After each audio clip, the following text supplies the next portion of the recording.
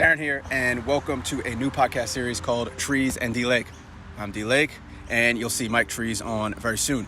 Our goal is to help new and experienced runners perform better as they age. This is a quick highlight reel from the podcast episode, so make sure to go subscribe to the channel somewhere around here for all new episodes. If you got any questions or think we missed something, hit us up in the comments below. If you want to listen to the full podcast episode, hit the link also below in the description, or search Trees D Lake in your favorite podcast player or Google search. Enjoy. All right, Mike, another week, another podcast episode. So what is going on in your training world this week? Oh, it's all about Ironman at the moment, getting out there, getting the training done. But the key thing is that for me, it's about enjoying every day. So I look at my diary and I make sure that each day is to be enjoyed to the full, no matter what the training is. So sometimes it's in the mountains, sometimes it's the sea, sometimes it's the pool. Although it's Ironman, I still vary it a lot, and I enjoy doing it. Well put. I like your optimism. It's something that I need more of, even though everyone thinks I'm an optimistic person. In my brain, I'm always like, oh, I don't like this. So, I think about what would Mike do? What is Mike thinking right now? How is he enjoying it? I'll tell you what I got a rabbit hole already. When I was younger, I used to love training, but I was so busy with everything in life that I'd go out running and I'd be counting on my fingers. Okay, I've got to do the shopping when I get back. Oh, I've got to email that guy. He's desperate for a reply. Oh, the car needs fixing. And I'd be going around. Okay. 8 fingers, there are 8 things to do. There's 8 things that I get back and I keep going, okay, email the guy, fix the car, do the shopping. And I wasn't enjoying the run. I was spending the whole run thinking about what I had to do after the run. And it was a friend who was a girl, and she sat to me and said, Mike, 99% of people just dream, they just dream about what they're going to do with the rest of their life. Nobody lives in the present. And she was totally the opposite. She didn't plan anything. She was absolute scatterbrain. I thought, yeah, there's a balance in there somewhere. Enjoy the present, but plan a little bit for the future. So that's what I try and do now. I plan the sessions. I know I've got the time, and I think I've got 2 hours to run. I'm going to enjoy that 2 hours. I'm not going to spend that whole 2 hours worrying about what I have to do afterwards. So that's how I get through it now. All right. Well, I'll take that moving forward. Being a bit more mindful than I currently am. Let's talk about now.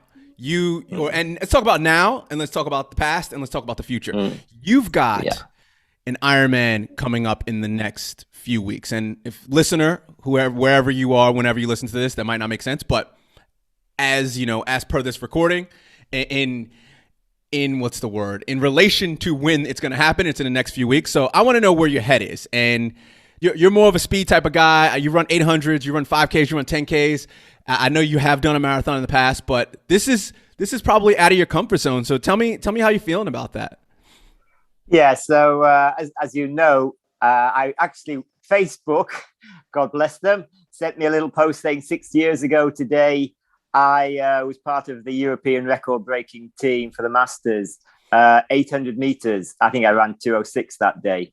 Unreal. So yeah, so from a 52-year-old running 2:06 and a mile, 1500s, I've gone up to Ironman distance.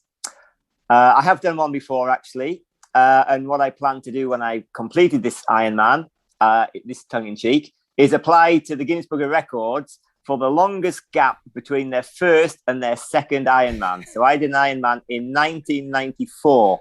So I was in the triathlon game in the early days. And obviously, 2021, it's going to be 27 years since my first Ironman. So I either loved the experience so much that I didn't want to do it again, or it was so painful I didn't want to do it again.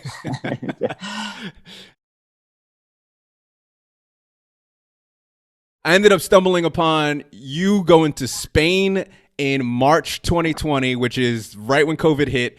Tell me about that. You were trying to run a marathon, the Spain marathon. That's an interesting well, back story. in March 2020, there were stories about a little virus or giving people a few colds and things going around in Italy. And it seemed a long, long way from Spain. So we jumped on a plane. I trained hard. My son and I, we were in perfect shape. And he was going to go, well, we were both going to go for a sub 240, a sub 249. So It was 4 minutes per Ks. We were going to hit 2:48. And to be honest, I was in shape that it was touch and go. I think I would have been pretty close to it. So we got to Barcelona and it was all looking good. And then once we got there, they announced the race was cancelled. And I said, oh, bloody hell. So Tommy, what are we going to do? So we said, well, we've come all this way. Let's just find a course, measure it, and run our own marathon. So we thought, great, there's going to be 5 or 6 of us. We'll do a race on our own. And so the day before, we measured the course. We got it all sorted out. And on race day, we got up nice and early. And we were going to do it. But before that, I just need to add in a little bit of detail. We get up, and the day before we were going to do it, my mate from Tokyo, he said, Mike, I'm at the airport. I am leaving the country now. I said, why is that? He said, well, they're closing the borders.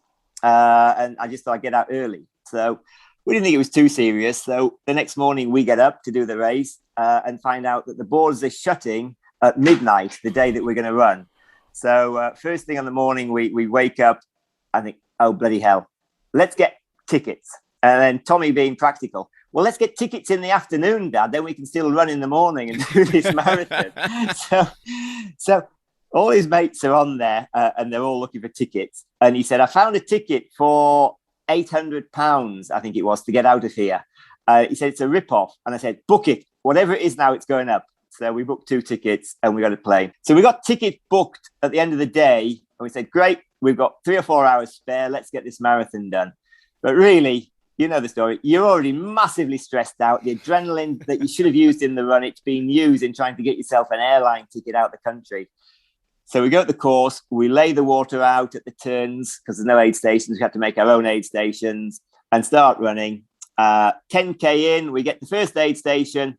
Bugger me, someone's nicked the water. So we've got no water at the aid station. So it's now we've got to do 42K with no water. Well, Tommy had a mate with us as well that was sort of cycling and trying to help. So we sent him off to a convenience store to try and get some water, which he couldn't speak a word of Spanish. I think, he disappeared. And we did actually find a water fountain. We did get a little bit of water, but not enough to get us through. And we got to about 21K. And Tommy said, you know what, Dad, I'm cooked. I can't make a marathon.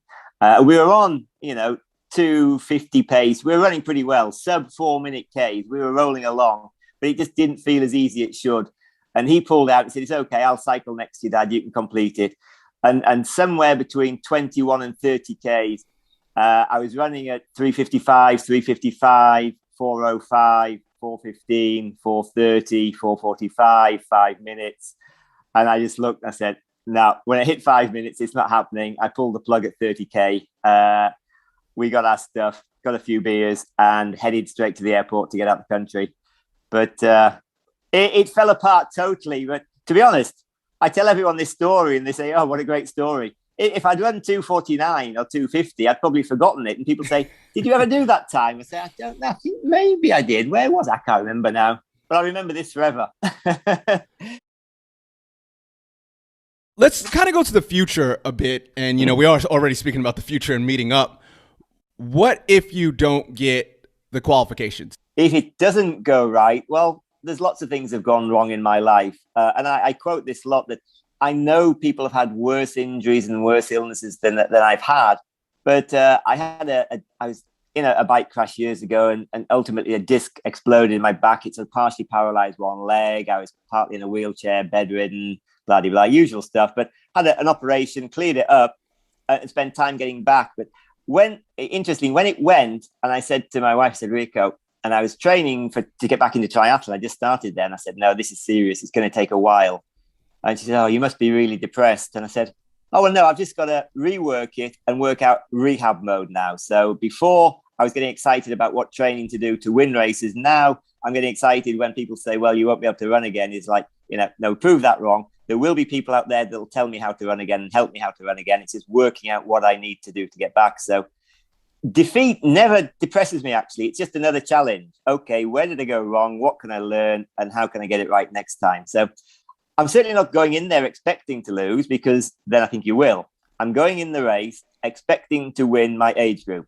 And if someone beats me, they're going to have to do a classy performance to beat me.